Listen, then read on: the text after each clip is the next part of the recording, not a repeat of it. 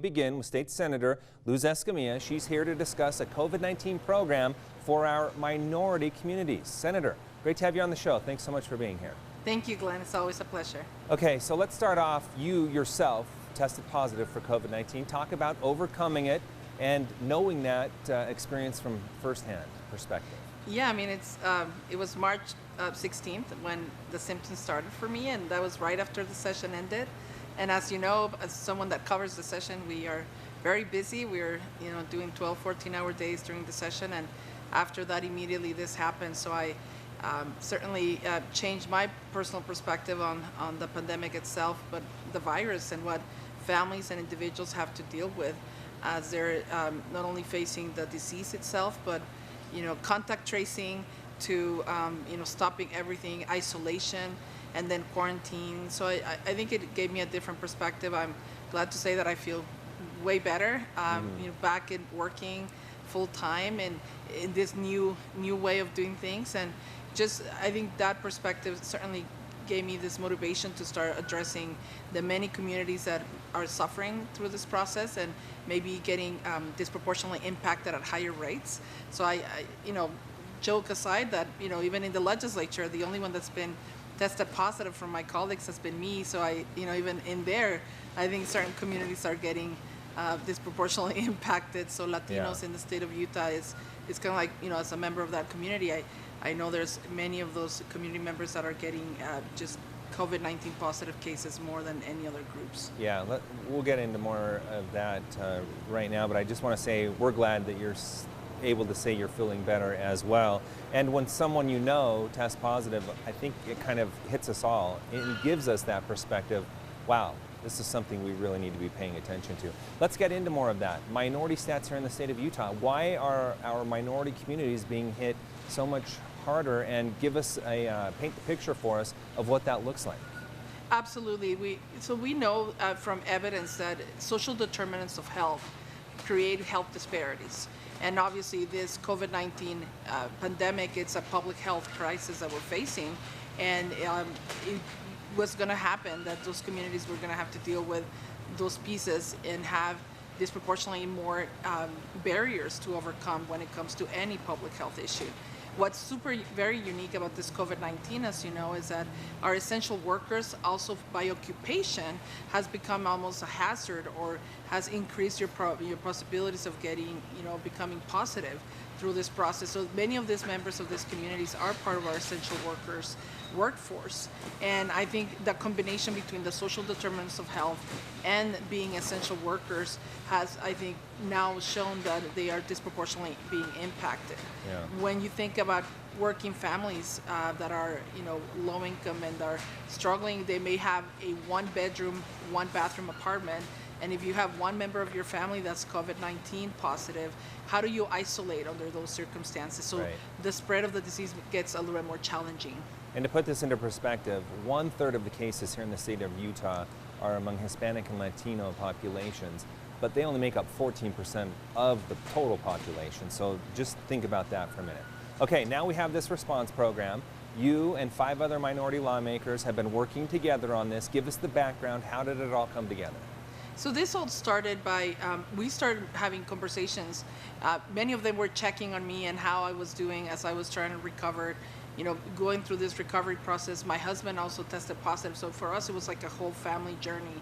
But in those conversations, we started seeing the gaps. I mean, communities were reaching to us as legislators, not only because we are part of those communities, but also because we represent those districts where you have heavy representation of these ethnic minority communities, our refugee community, our immigrant community.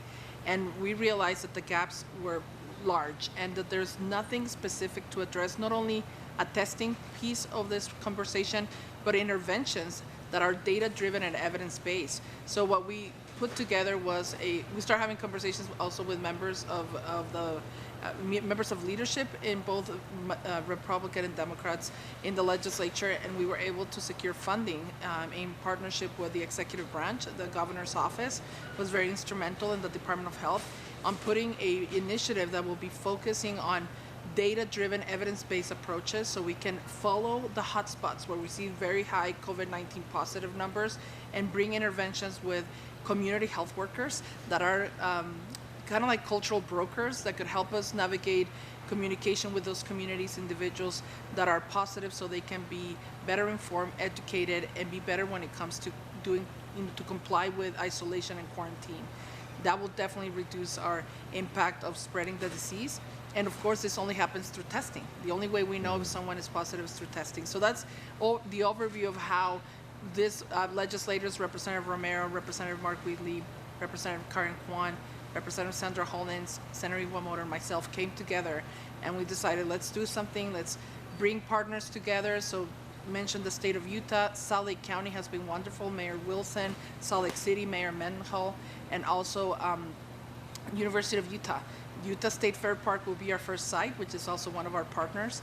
And so we're doing multiple things, but more importantly is that we're gonna have a process that will help us collect data so we know where the hotspots are with these communities and we'll follow them. Okay, so that first event was at the State Fair Park, as you mentioned, yesterday on Saturday. Correct. What will the schedule be like moving forward? Because that's just the first. Correct. Right? This is more of like a kickoff. What you're going to see now is, as we are now contracting with the community-based organizations that have those relationships with those communities, our community health workers will start just making appointments and using the different sites with the University of Utah. But at the same time, we're going to use our wellness bus of the University of Utah here in Salt Lake County.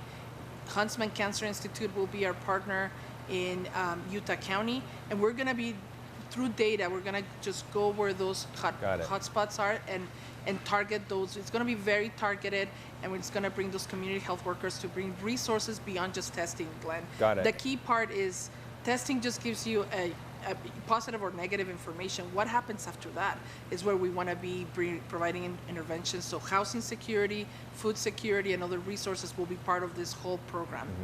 And you'll be reaching out with dates and times in the future, and we can pass that along. Let's talk about this new multicultural subcommittee that the governor formed as part of the coronavirus task force. We have about a minute left. Is that also a very key element in addressing the impact of COVID-19 on our minority communities? I think anything that raises the visibility of the fact that these communities are disproportionately impacted is positive. I applaud the governor for putting this as part of his agenda, and we welcome them to collaborate. We know them, most of them, and they're friends, many of them, so we will definitely be in communication. It's a little bit separate from what we're doing here. This has been very dry. The drive from here came from the legislature and those with our partners, and again, big thanks to the University of Utah, to the Department of Health, Office of Health Disparities, and Utah Fair Park for opening their doors, that it's a safe environment, that people feel safe in our community. One last question for you, Senator, before we let you go. Are you satisfied with the level of minority input on this effort when we're trying to address this very problem with the minority community? No. I think there's definitely not been enough representation, and that definitely, I think, can change the conversation. I hope more of our leaders take action. I want to say I applaud the state legislature, because many of my colleagues on, that are not members of those ethnic minority communities were very instrumental in helping us get the funding. And I want to say that I think in the legislature they've been very open in listening on this issue, and part of it is because one of their members became positive and happened to be a Latina. So I think that's been helpful. I think there's a need for more representation, Glenn, and that's something that needs to be addressed and needs to continue to raise that visibility, and I hope we get more of that representation in place. Okay, well, we appreciate you sharing your perspective with us on this show, and thanks so much for being here. Thank you.